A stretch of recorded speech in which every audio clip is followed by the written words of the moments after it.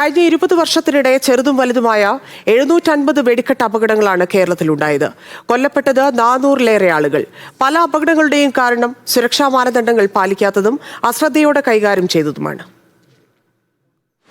കേരള ചരിത്രത്തിലെ ഏറ്റവും വലിയ വെടിക്കെട്ട് അപകടം കൊല്ലം പരവൂർ പുറ്റിക്കൽ ക്ഷേത്രത്തിലുണ്ടായതാണ്. 2016-ലെ ഈ ദുരന്തത്തിൽ കൊല്ലപ്പെട്ടത് 114 പേരാണ്. നിരവധി പേർക്ക് പരിക്കേറ്റു.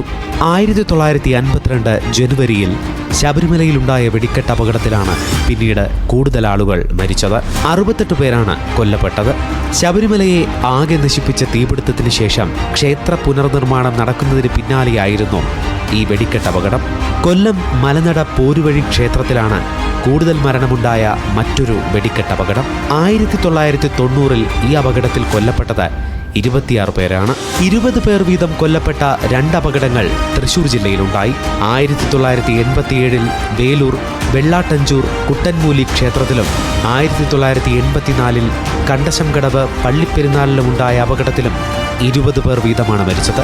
2011-ൽ ഷൊർണൂർ ത്രാങ്ങാലി വെടിക്കെട്ടുപുരയ്ക്ക് തീപിടിച്ച് 13 പേരാണ് മരിച്ചത്. 1998 പാലക്കാട് കഞ്ചിക്കോട്ട് വെടിക്കോപ്പ് നിർമ്മാണശാലയിലുണ്ടായ പൊട്ടിത്തെറിയിൽ 13 മരണം. 1989 തൃശൂർ കണ്ടശംകടവ് പള്ളിയിൽ 5 വർഷത്തിനു ശേഷം വീണ്ടും അപകടമുണ്ടായി. ആദ്യ അപകടത്തിൽ 20 പേരാണ് മരിച്ചതെങ്കിൽ ഇത്തവണ മരണം 12. 1988-ൽ തൃപ്പൂണിത്തുറയിൽ വെടിക്കെട്ട് മരുന്നുപുരയ്ക്ക് തീപിടിച്ച് 10 സ്ത്രീ ജോലിക്കാരാണ് മരിച്ചത്. 1999-ൽ പാലക്കാട് ആളൂരിൽ ചാമുണ്ടിക്കാവ് താലപ്പൊലി ഉത്സവത്തിനിടെ ഉണ്ടായ വെടിക്കെട്ട് അപകടത്തിൽ 8 പേരും കൊല്ലപ്പെട്ടു. 1978-ൽ തൃശൂർ പൂരത്തിൽ കുഴിയമിട്ട് ആൾക്കൂട്ടത്തിൽ പതിച്ചുണ്ടായ അപകടത്തിൽ മരണം 8 ആയിരുന്നു. 2006-ൽ തൃശൂർ പൂരത്തിന് തയ്യാറാക്കിയിരുന്ന വെടിക്കെട്ട് സാമഗ്രികൾ സൂക്ഷിക്കുന്നിടത്തുണ്ടായ അപകടത്തിൽ മരണം 7.